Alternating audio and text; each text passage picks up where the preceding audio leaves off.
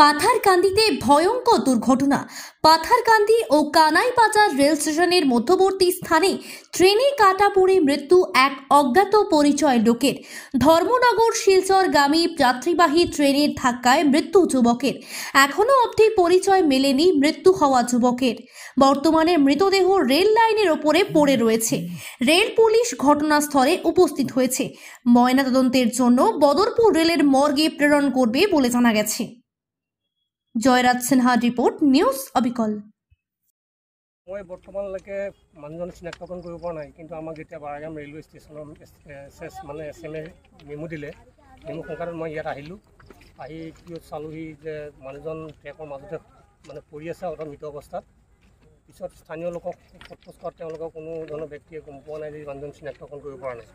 ইতিমধ্যে মই মেজিষ্ট্ৰেট মহোদয়ক আহিবলৈ ইয়াত আহিবৰ বাবে অনুৰোধ জনাইছোঁ। তেখেত বৰ্তমান আহি আছে।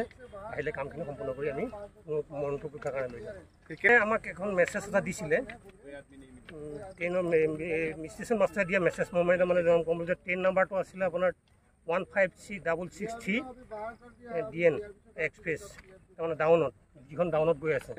ক'ৰ পৰা আহিছিলে ট্ৰেইনখন? ট্ৰেইনখন এইটো ক'ৰ পৰা বুলি কওঁতে এইটো ক'ৰ পৰা নাযাব, তথাপি চাগে ডাউনত আহিব। যেতিয়া ধৰ্মনগৰ সেইফালৰ পৰা আহিব আৰু ত্ৰিপুৰা ফালৰ পৰা আহিব।